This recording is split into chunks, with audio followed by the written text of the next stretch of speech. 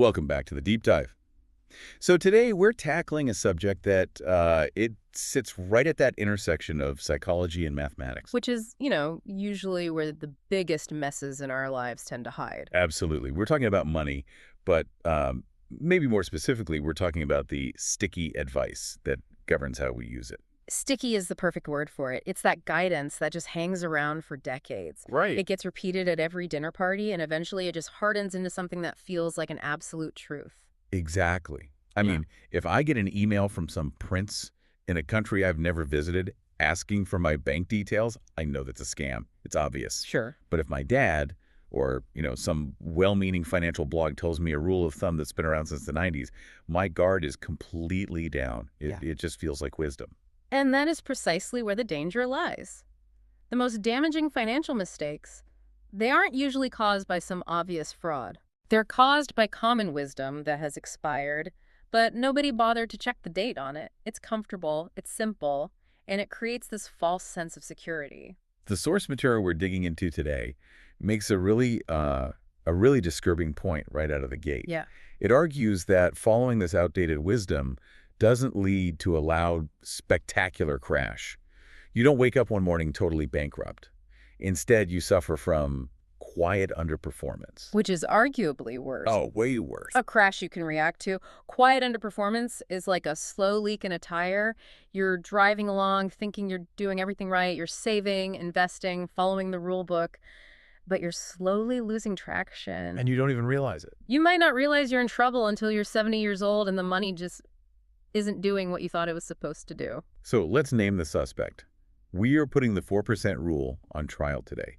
It is, I think, the most famous number in retirement planning. Without a doubt. If you've read a finance blog in the last 20 years, you know this rule. It's been the gold standard, or at least it was. But our sources are suggesting that holding on to this rule in, say, 2026 is like trying to navigate a modern city using a paper map from 1995. Yeah, the roads have changed. The traffic is totally different. And if you follow it blindly, you're going to drive right off a cliff. Yeah. So we're going to look at why this rule is so seductive, do the actual math on why it breaks down in the real world, specifically with inflation and timing, and then look at the more dynamic alternative. We're basically going to move from a set it and forget it mindset to something that actually survives contact with reality. Okay, so before we dismantle it, we should probably define it properly for context. We all know the headline, withdraw 4%. Yeah. But where did this actually come from? Because it wasn't just pulled out of thin air. No, it wasn't. It comes from a financial planner named Bill Bengen way back in 1994. He looked at historical market data, everything, crashes, depressions, inflation spikes, and he ran the numbers. He wanted to know, what is the maximum amount you could withdraw from a portfolio of, say, 50% stocks and 50% bonds and never run out of money over a 30-year retirement? And the computer spat out 4%. Roughly, yes. Yeah. The idea is in year one of retirement, you take out 4% of your total pot. So you have $1 million, you take $40,000. Come on. Then, and this is the really crucial part, every year after that, you increase that withdrawal amount by the inflation rate. You ignore the market, you ignore the news, you just follow that inflation adjustment. I can absolutely see why this caught on. It solves the biggest anxiety of retirement. Yeah. Which is just the complexity. Yeah. Life is chaotic, markets are noisy, and here's this neat linear formula that fits perfectly on a spreadsheet. An easy button. It turns a terrifying variable like, will I eat cat food when I'm 85, into a simple math problem. I just need 25 times my expenses and I'm done. It feels safe because it's rigid. But the source material just puts a sledgehammer through that rigidity. It says, life is not linear. A spreadsheet assumes a steady world, but reality is messy. We have health scares, roof leaks, massive economic shifts. And we have meaningful changes in the cost of living. That's really the first pillar that tends to crumble. Inflation. Let's dig into this, because I think people gloss over inflation as just a buzzword. We see it on the news, inflation is up 3%, and we just sort of shrug. Right. But the source walks through the math of purchasing power over a 25 or 30-year retirement, and it is honestly terrifying. It's what they call the $1 million illusion. Right. So walk us through this. Let's say I'm doing my planning. I'm 40 years old. I say, I want to be a millionaire by the time I retire. That's my target. Okay. So you work hard, you save, and 25 years later you hit it. The screen says $1 million. You feel rich. I do. But if we assume an average inflation rate of just 3%, which is historically pretty standard, the value of money gets cut in half roughly every 24, 25 years. Okay, hold on. Let's let that sit for a second. Cut in half. So my statement says $1 million. But in terms of what I can actually buy, bread, gas, healthcare, I'm effectively holding $500,000 in today's money. Precisely. Just think about a Toyota Camry. Today it might cost you, what, $28,000? In 25 years at 3% inflation, that same boring sedan is going to cost over $58,000. Wow. A cart of groceries that costs $100 today is $200 then. So if you are planning your retirement lifestyle based on today's prices, thinking, oh, $40,000 a year is plenty, you are in for a massive shock when you realize that $40,000 barely covers your property tax and utilities. And the 4% rule, it tries to account for this by saying adjust for inflation. But that assumes inflation is steady and predictable. It also assumes your portfolio is keeping up. But there's a gap between the spreadsheet adjustment and the grocery store reality. If you retire and immediately hit a period of high inflation, like we saw recently, you are increasing your withdrawals really rapidly just to maintain your standard of living. You are draining the pool faster than you planned right at the start. Which leads us to the second, and I think much deadlier problem, the sequence of returns risk. This is the one that destroys portfolios. This is the big one. I really want to unpack this because sequence of returns sounds like jargon, but it's actually just a story about bad luck. It's the nightmare scenario of retiring on the wrong day. Let's create a persona to make this real. Let's call her Alice. Alice does everything right. She saves $1 million. She plans to use the 4% rule, withdrawing $40,000 a year. She retires on January 1st.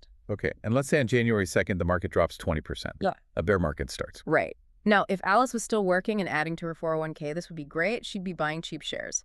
But she's retired. She is now a seller.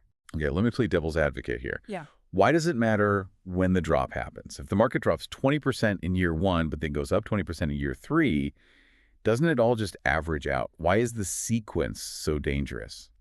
That is the intuitive thought, but the math just doesn't work that way when you are withdrawing cash. It's a concept called reverse dollar cost averaging. That sounds painful. It is. Look at Alice's math. Her $1 million drops to $800,000 because of the crash. Right.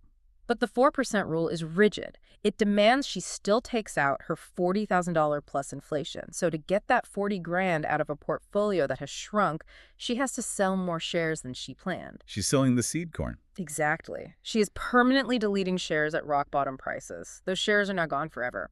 When the market eventually recovers, and it usually does, Alice doesn't participate fully in that recovery because she owns fewer shares. Wow. She has dug a hole so deep that the recovery just can't fill it. So if that same crash had happened 10 years later in her retirement, it wouldn't have mattered as much? Not nearly as much. If the crash happens at the end of retirement, it's fine. You've already won the game. But if it happens at the start, that rigid 4% withdrawal acts like a ratchet. It just locks in your losses every single month. That is the quiet underperformance, or actually the loud failure of the rule. It treats you like a robot.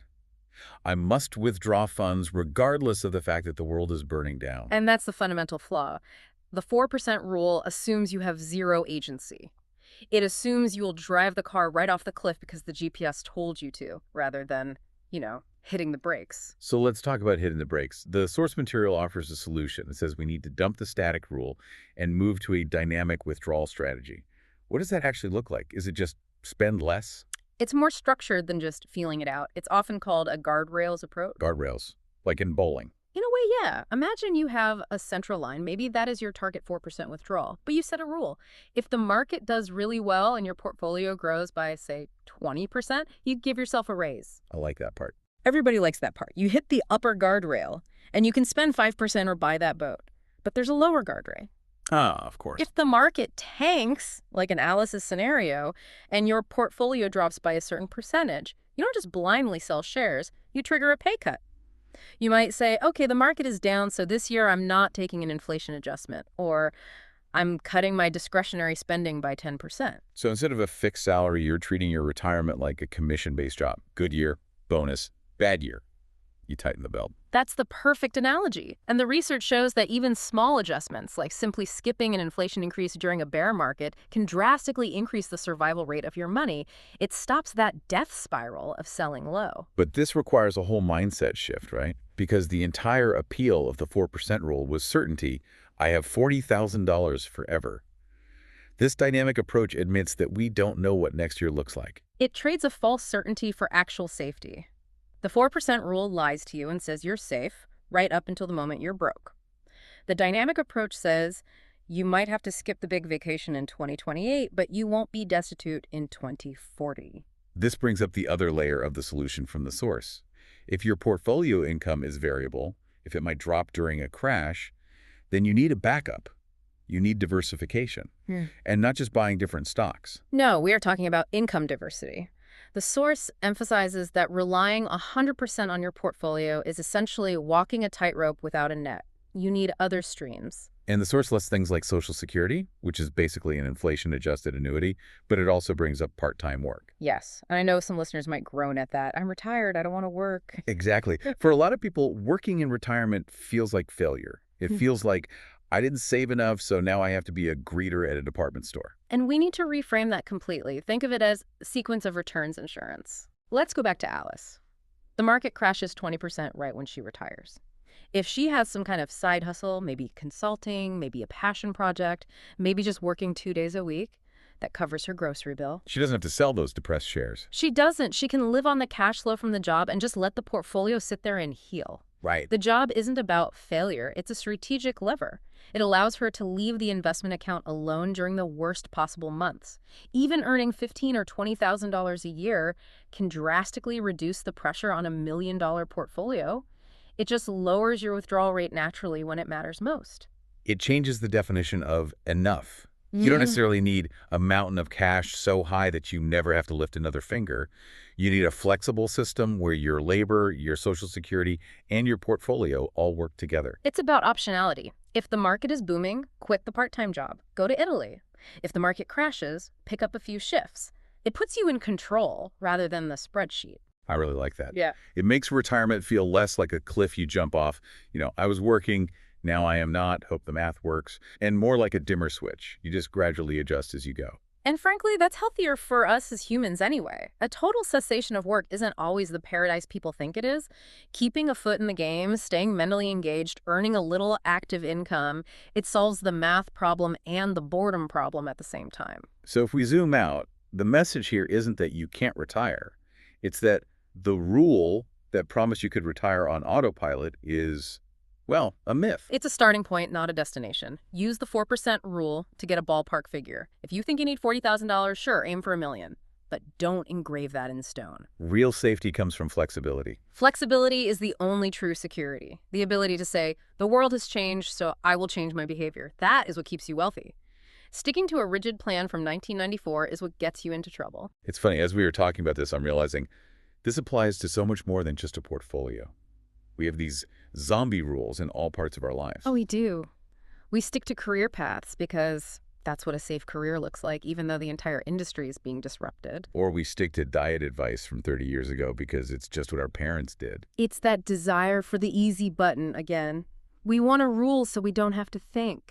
But this deep dive today is really a reminder that you have to keep your eyes open. You have to be the pilot. You can't just set the course and go take a nap in the back. You have to fly the plane. Exactly. So here's a challenge for you listening. We've dismantled the 4% rule. We've looked at the math of inflation and the cruelty of market timing. But look at the rest of your life. What other simple rules or common wisdom are you following right now just because they're easy? And are those rules actually serving you, or are they just quiet leaks in your tire, slowly, eroding your potential? That's the question to mull over. Thanks for diving deep with us today. See you next time.